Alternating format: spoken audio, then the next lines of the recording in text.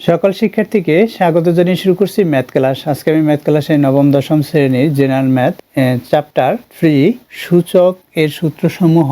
এটি হচ্ছে একাডেমিক ইয়ার হচ্ছে 2024 সূচকের সূত্রসমূহ, পেজ নম্বর হচ্ছে 65।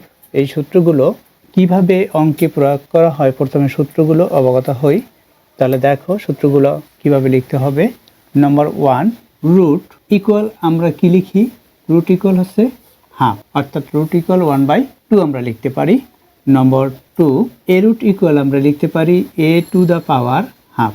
নম্বর 3, ঘনমূল ইকুয়াল আমরা লিখতে পারি 1/3।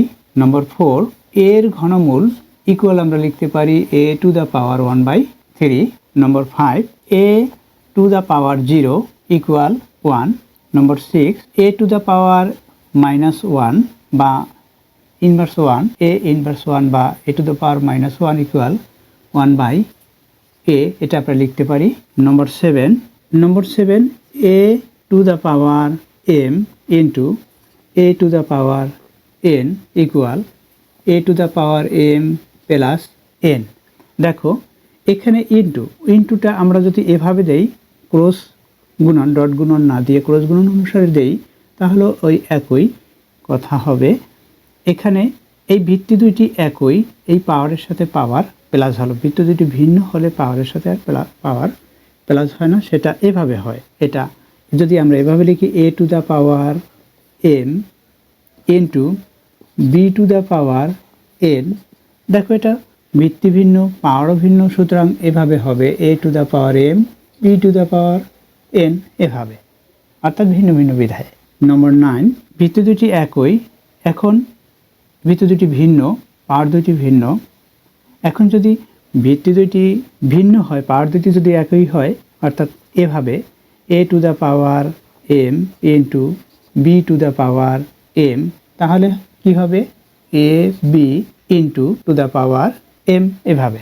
অর্থাৎ নম্বর 10 সূত্রটি আমরা লিখতে পারি a b to the power m equal আমরা লিখতে পারি a to the power m into b to the power m, অর্থাৎ এটা। নম্বর 11, দেখো এখানে a to the power m into 1/n, এটাও পাওয়ারে, a to the power m into to the power 1/n equal a to the power m by n হয়।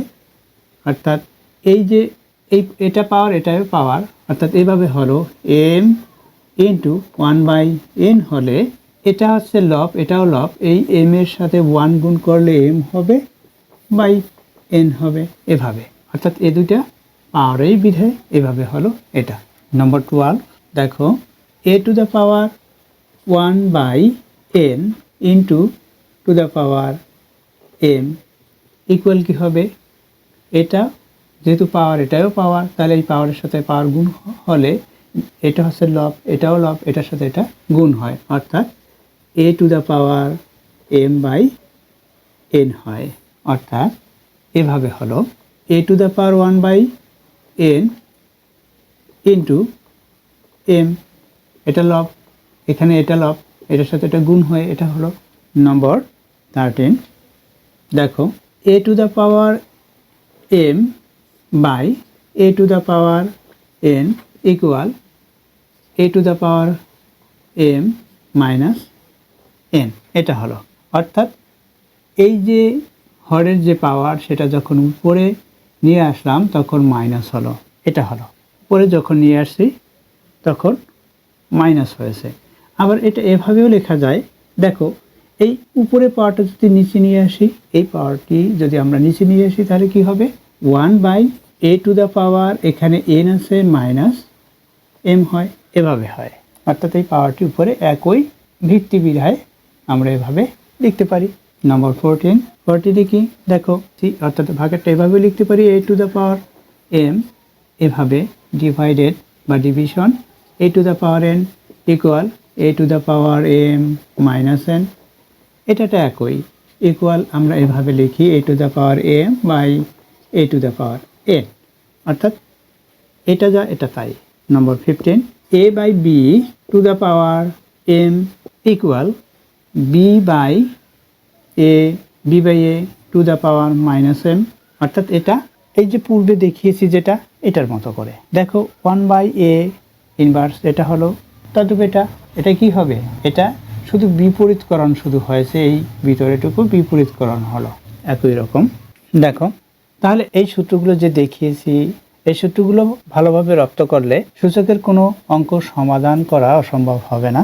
আশা করছি বুঝতে পেরেছো, এই সূত্রগুলো ভালোভাবে রপ্ত করতে হবে। এতক্ষণ ম্যাথ ক্লাসের সাথে থাকার জন্য সকলকে ধন্যবাদ জানিয়ে আজকের মতো বিদায় নিচ্ছি।